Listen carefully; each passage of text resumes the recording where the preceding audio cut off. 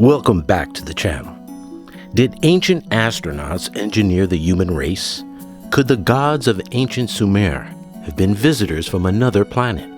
Is there a hidden planet in our solar system that brought the Anunnaki gods to Earth?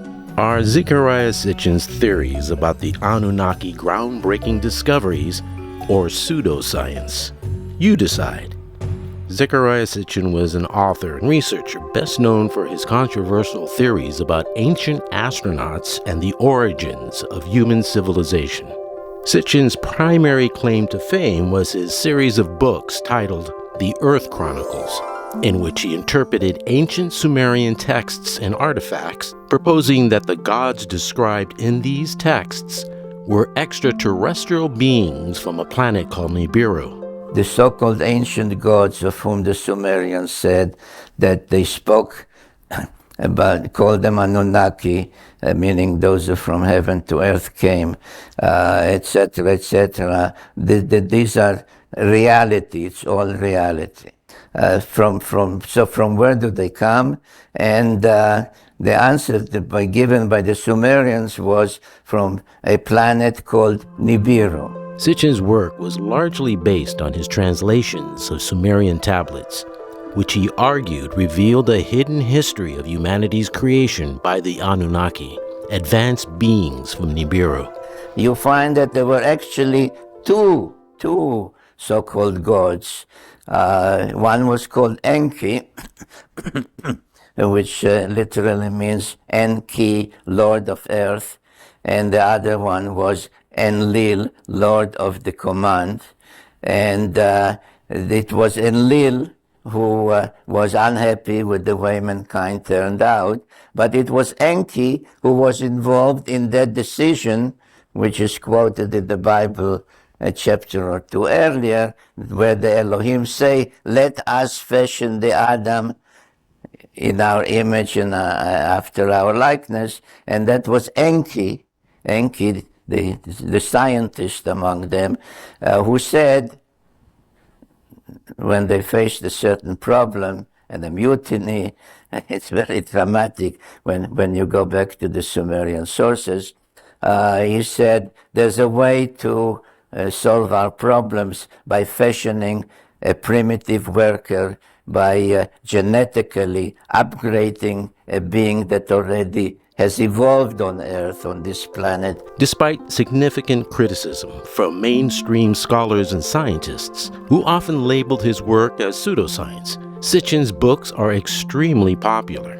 His ideas have influenced popular culture, contributing to various theories about ancient astronauts and the potential extraterrestrial origins of human civilization. The Anunnaki are Sumerian deities believed to be powerful gods who played a crucial role in creating the cosmos. They were depicted as divine beings with immense knowledge and authority. These gods were deeply intertwined with the myths of creation, kingship, and civilization in ancient Mesopotamia. Zecharia Sitchin first wrote about his interpretation of Sumerian texts in his book, The 12th Planet. He believed that the Anunnaki were extraterrestrial beings from a distant planet called Nibiru. According to Sitchin, Nibiru's elongated orbit brings it close to Earth every 3,600 years, allowing the Anunnaki to travel between the two planets. Sitchin believed these advanced beings came to Earth around 450,000 years ago for gold. They genetically engineered early humans to serve as their labor force. Sitchin theorized that the Anunnaki created humans by combining their DNA with that of Homo erectus to produce Homo sapiens, capable of performing complex tasks required in their gold mining operations.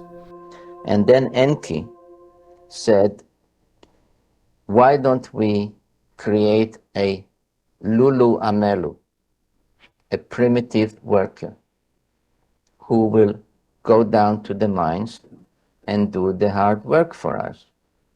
So it has to be a being that has intelligence, that has hands, that can hold tools, that can understand instructions, that can do what it's told.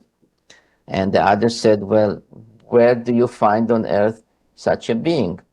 So he said, that being already exists. These are actually his words, as written down 5,500 years ago by the Sumerians.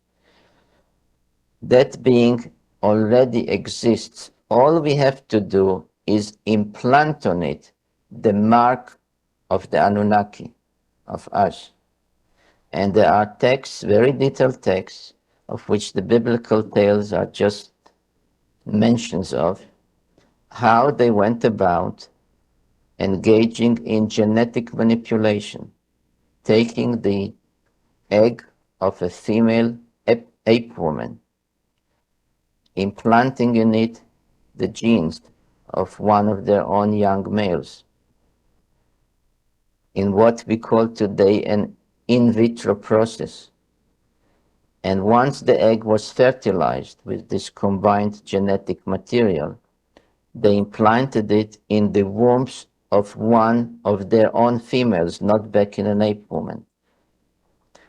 There was a lot of trial and error. The first beings that were born as a result of that were defective, without hands or without some other limbs or without eyesight. It was not instant success. But after trial and error, they arrived at what they called the perfect model. These are the Sumerian words, a perfect model. And then they started to use that genetic combination by implanting those fertilized eggs in what the text term birth goddesses, 14 at a time, 7 male, 7 female, 7 male, 7 female, until they started to produce us, Homo sapiens, 300,000 years ago.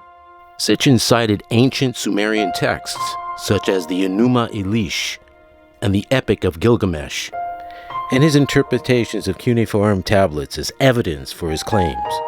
He suggested that references to divine creation and the making of humanity were descriptions or metaphors of advanced genetic manipulation.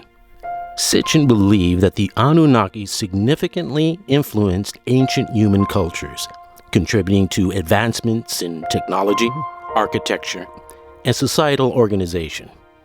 He argued the sudden emergence of advanced knowledge in ancient Mesopotamia, such as mathematics, astronomy, and engineering, could only be attributed to the arrival of the Anunnaki.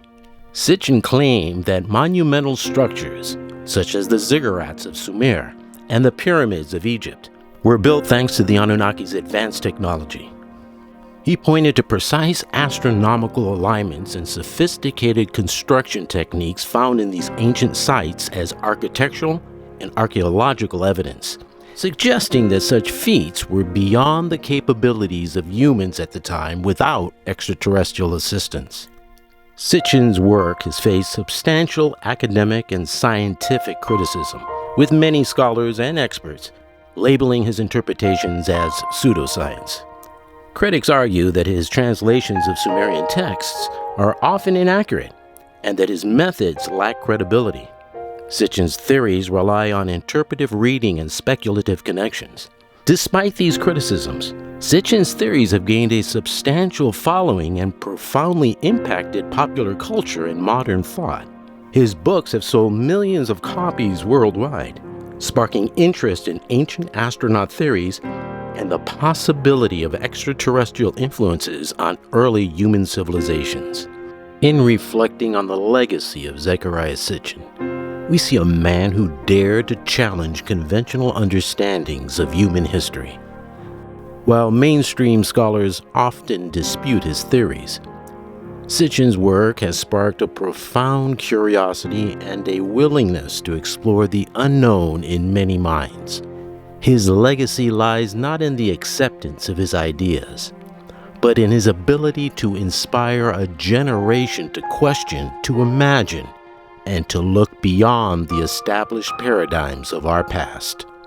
If you found this video informative, be sure to like and subscribe for more explorations into history, spirituality, and the mysteries that continue to captivate our curiosity. Until next time, keep exploring, and may your journey be filled with enlightenment, and divine guidance.